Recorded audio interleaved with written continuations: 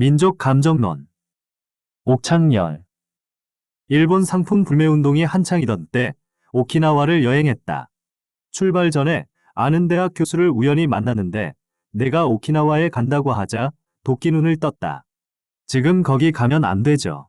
아니 왜요? 일본이 위안부 문제에 대해 사과를 제대로 안 했잖아요. 아니, 일본 역대 총리와 일왕까지 무수히 사과했는데요.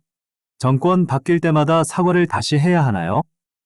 잘 몰랐는데 그 교수는 한참 왼쪽에 치우친 사람이었다. 이 언쟁 이후 서로 어색해져서 연락도 끊어져 버렸다. 나를 친일파, 토착 왜구로 욕하고 다니는 건 아닌지 모르겠다. 위안부 문제로 촉발된 감정 싸움이 그칠 줄을 모른다. 조약으로 식민 지배에 대한 포괄적인 배상을 받아 경제 발전에 잘 썼으면 그걸로 퉁칠 일이지. 정권만 바뀌면 사골국물처럼 재탕 삼탕 두고두고 우려먹으니 내가 한국인이지만 좀 부끄럽다. 이명박 대통령이 독도를 방문하여 일본 우익을 자극한 데 이어 노무현 정부 때는 독도에 시설물을 추가 설치했는데 이것은 한국의 독도 점유를 인정하되 추가 시설물을 설치하지 않는다는 한일 기본조약을 우리가 어긴 것이다.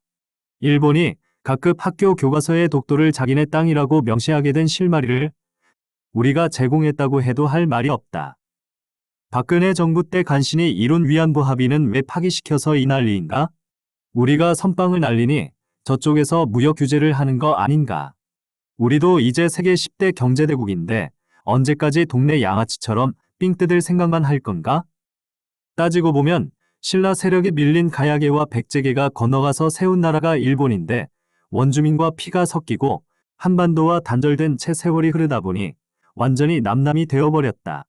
이들은 불교와 신도가 결합한 독특한 형태의 신앙생활을 하며 불교 사찰의 건축 양식도 둥그런 아치 모양의 지붕이 색다르다. 무수히 산재한 신사도 우리에게는 없는 것이다.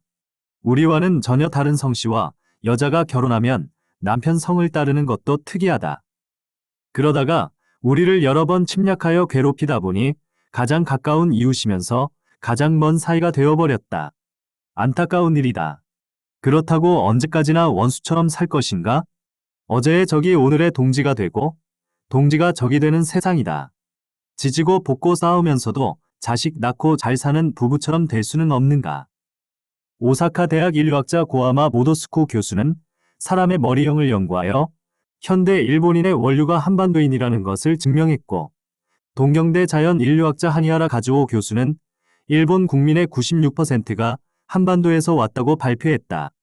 고대의 한반도인 다수가 건너가서 세운 동족의 나라가 일본인 것이다. 그렇게 따지면 모든 동물은 원시의 바닷속 작은 생명체에서 출발한 동족이니 소도 닭도 먹지 말아야 하느냐고 반문한다면 솔직히 할 말이 없다. 완전히 별개의 종이 된 그들을 안 먹을 수도 없는 노릇이다.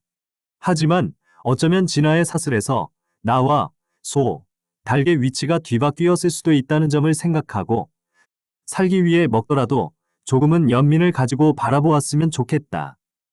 하물며 같은 종인 한일 양국민이 화해를 못할 이유는 없다.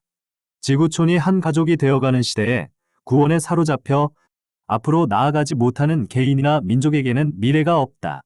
오히려 서로의 견해 차이를 좁혀 하루빨리 자유무역과 자유여행을 실현해야 한다.